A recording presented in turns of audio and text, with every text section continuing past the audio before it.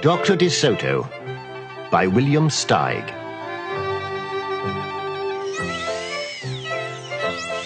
Dr. DeSoto, the dentist, did very good work, so he had no end of patients. Those close to his own size, moles, chipmunks, etc., sat in the regular dentist's chair.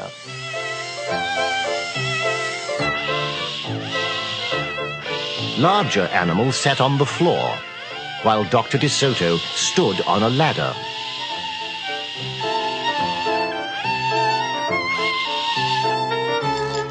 For extra large animals, he had a special room.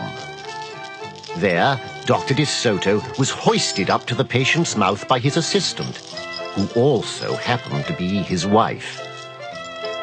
Dr. DeSoto was especially popular with the big animals. He was able to work inside their mouths, wearing rubbers to keep his feet dry, and his fingers were so delicate and his drills so dainty they could hardly feel any pain. Being a mouse, he refused to treat animals dangerous to mice, and it said so on his sign. When the doorbell rang, he and his wife would look out the window. They wouldn't admit even the most timid-looking cat. One day, when they looked out, they saw a well-dressed fox with a flannel bandage around his jaw. "I cannot treat you, sir," Dr. DeSoto shouted. "Sir, haven't you read my sign?" "Please," the fox wailed, "have mercy, I'm suffering." And he wept so bitterly it was pitiful to see. "Just a moment," said Dr. DeSoto. "That poor fox," he whispered to his wife. "What shall we do?" "Let's risk it," said Mrs. DeSoto. She pressed the buzzer and let the fox in. He was up the stairs in a flash. "Bless your little hearts," he cried, falling to his knees. "I beg you, do something. My tooth is killing me." "Sit on the floor, sir," said Dr. DeSoto, "and remove the bandage, please." Dr. DeSoto climbed up the ladder and bravely entered the fox's mouth. "Ugh!" he gasped. The fox had a rotten bicuspid and unusually bad breath. "This tooth will have to come out," Dr. DeSoto announced. "But we can make you a new one."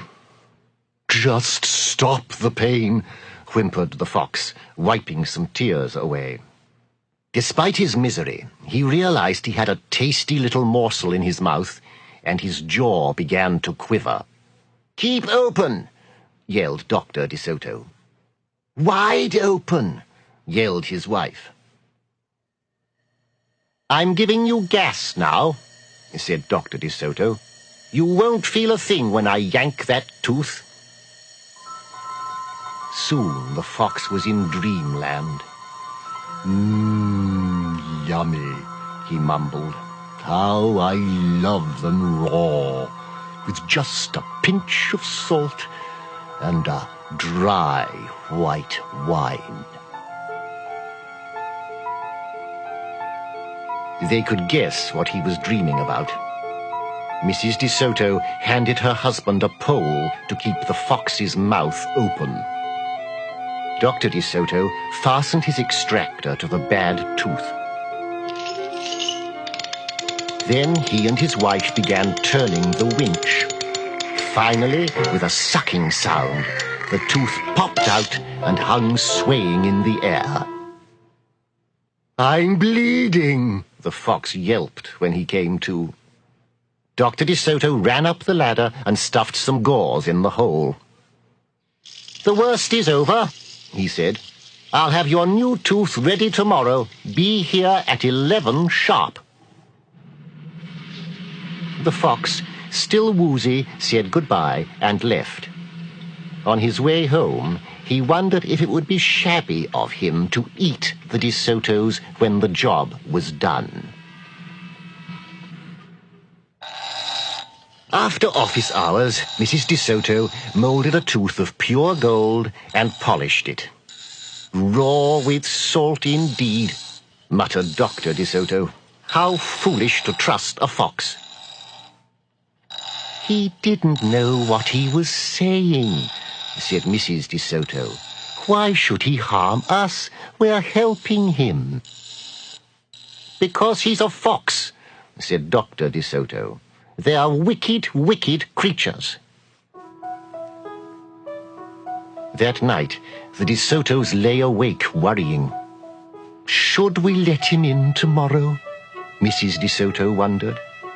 "Once I start a job," said the dentist firmly, "I finish it. My father was the same way." "But we must do something to protect ourselves," said his wife.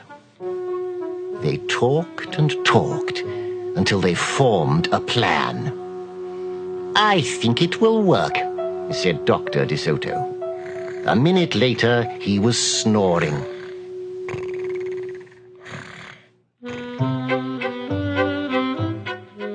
The next morning, promptly at 11, a very cheerful fox turned up. He was feeling not a particle of pain. When Dr. De Soto got into his mouth, he snapped it shut for a moment, then opened wide and laughed. "Just a joke," he chortled. "Be serious," said the dentist sharply. "We have work to do." His wife was lugging the heavy tooth up the ladder. "Oh, I love it," exclaimed the fox. "It's just beautiful." Dr. De Soto set the gold tooth in its socket and hooked it up to the teeth on both sides. The fox caressed the new tooth with his tongue. "My, it feels good," he thought. "I really shouldn't eat them. On the other hand, how can I resist?" "We are not finished," said Dr. De Soto, holding up a large jug. "I have here a remarkable preparation, developed only recently by my wife and me. With just one application, you can be rid of toothaches forever. How would you like to be the first one to receive this unique treatment?" "I certainly would," the fox declared. "I'd be honored." He hated any kind of personal pain. "You will never have to see us again," said Dr. De Soto. "No one will see you again," said the fox to himself. He had definitely made up his mind to eat them, with the help of his brand new tooth. Dr. De Soto stepped into the fox's mouth with a bucket of secret formula and proceeded to paint each tooth. He hummed as he worked. Mrs. De Soto stood by on the ladder, pointing out spots he had missed. The fox looked very happy. When the dentist was done, he stepped out. "Now close your jaws tight," he said, "and keep them closed for a full minute." The fox did as he was told. Then he tried to open his mouth, but his teeth were stuck together. Excuse me, I should have mentioned," said Dr. De Soto. "You won't be able to open your mouth for a day or two. The secret formula must first permeate the dentine. But don't worry, no pain ever again." The fox was stunned. He stared at Dr. De Soto, then at his wife. They smiled and waited. All he could do was say, "Thank you very much," through his clenched teeth, and get up and leave. He tried to do so with dignity. Then he stumbled down the stairs in a daze. Dr. DeSoto and his assistant had outfoxed the fox. They kissed each other and took the rest of the day off.